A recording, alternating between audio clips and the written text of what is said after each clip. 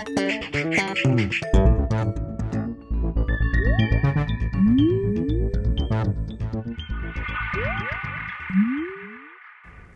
everyone and welcome to The Vortex, where lies and falsehoods are trapped and exposed. I'm Michael Voris. You know, a curious thing happened in 1968 when Pope Paul VI issued released his Humanae Vitae, the encyclical restating the Church's long-held position on contraception and a number of other things, abortion, sanctity of marriage, etc., etc. What was curious in the opposition to the Church's teaching on contraception is the different quarters from which that opposition came. It came from, of all places, many clerics, priests, bishops, the famous Winnipeg statement from the Canadian bishops, who said that they simply refused to accept the Pope's encyclical, the Pope's teaching on artificial contraception, or on contraception. So this raises a curious question. Why would so many clerics of the day have such an opposition to something that really didn't affect them?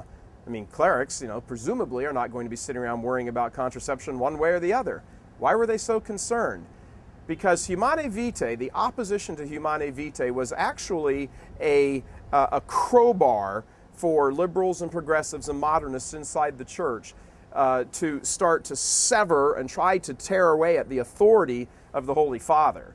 So they used this, something they didn't care about in their own personal lives, at least presumably, they didn't care about in their own personal lives. They used this as a sort of the camel's nose under the tent to begin to disrupt everything else and then challenge practically every other church teaching that there was, that exists. And if you're looking about this in terms of, or comparing it to military terms, they've been wildly successful.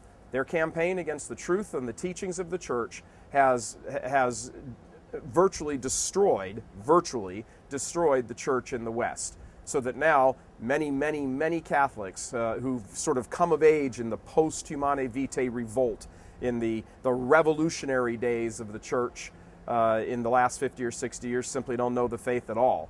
And this is what Catholics have to realize today, that this is where we are. We're in a state, the church is in a state right now where faithful Catholics, and Catholics who can look at things and say, this doesn't seem right. I don't understand it, but it doesn't seem right.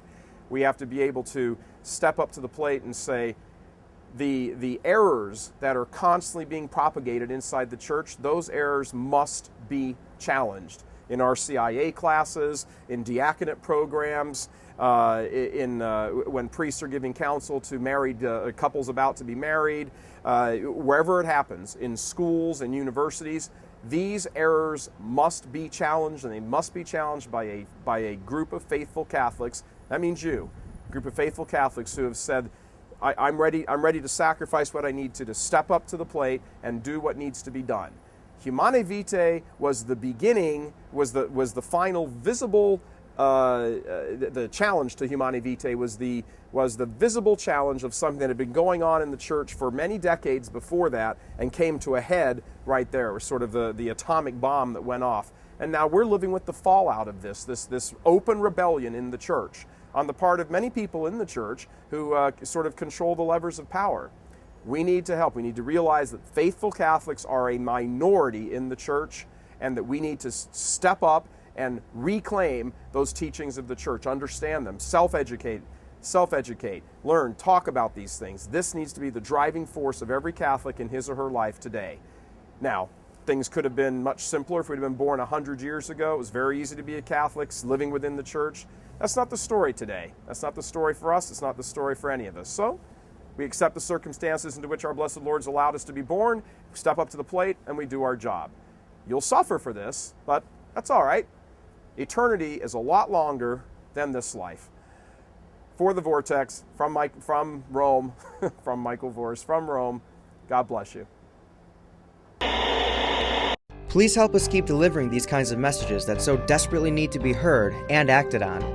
Join RealCatholicTV.com today as a premium subscriber. Become immersed in the faith established by Jesus Christ. The Catholic Church is the only hope against evil because that is its God-given mission. As our Lord said, apart from me, you can do nothing. Join RealCatholicTV.com today as a premium subscriber and come to learn and love Christ more deeply.